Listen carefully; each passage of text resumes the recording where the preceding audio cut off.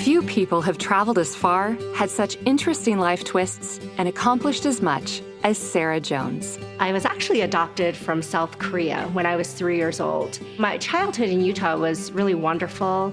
I had wonderful adoptive parents, friends, schooling, but I really became very used to having people see me as unusual or different. And I think this actually helped me be really comfortable with doing things a little bit differently. I was lucky enough in high school and all through my schooling to have these teachers who always saw my potential, and they would always encourage me to do math, science, honors classes. And I ended up coming to the University of Utah and participating in the Access Women in Science and Math program. I spent time with 24 other women who were also getting STEM degrees, right? And it really opened my eyes to all of these different careers. Sara graduated with honors from the College of Engineering with a BS degree in 1998 in chemical engineering.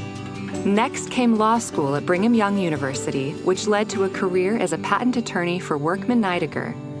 After having practiced law for 10 years, I actually got to this point where I needed to learn new things. But I also got to fail and try again, and that really started me on this path of just absorbing as many new skills as possible. This engineer turned lawyer set her sights on helping companies that focused on diversity and inclusion in the workplace and the value that brings the business. She was especially passionate about women in tech. So Women Tech Council was a really cool opportunity to bring together thousands of women and men together from our industry and say, let's do it differently. Let's start to build programs that take girls from the classroom all the way to the boardroom. Sara's life was filled with success and recognition, but she still wanted to understand more about herself and her roots.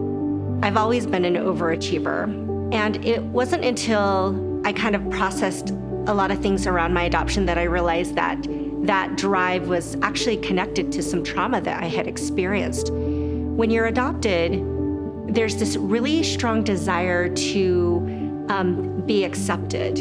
For me, I just really channeled all of that energy into success and achievements. Reconnecting with birth parents in South Korea is nearly impossible. However, Sara arrived to the United States with a tattoo on her left arm, which her adoptive parents promptly removed. Years later, she retraced the tattoo with a marker and posted a photo on social media.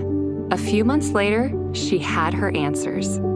Due to extenuating circumstances, her birth father had to give up Sara and her 2 brothers when they were young. Knowing it would be difficult to ever find them again, he gave each child the same tattoo. Though Sara's birth father died before he could reconnect with her, the tattoo photo was immediately recognized by a family friend, and Sara reunited with her brothers and family. The cross actually is a Christian cross, I found out. And the 4 dots actually were my family members. You know, for me, it really solidified my father's desire that if circumstances had been different, he would have kept us. Sara is a powerful example of when you are bold and are proud of what makes you different. It has been her mission to convince others to celebrate what makes them unique and to use it to find success. To young women who are coming into, programs where they might feel a little bit different, different is good.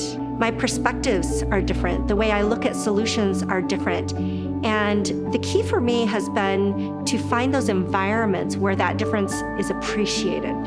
And when you find those environments, when you find that community that's going to lift you up, then it allows you to have this freedom to share the great perspectives that you have based on your own life experiences.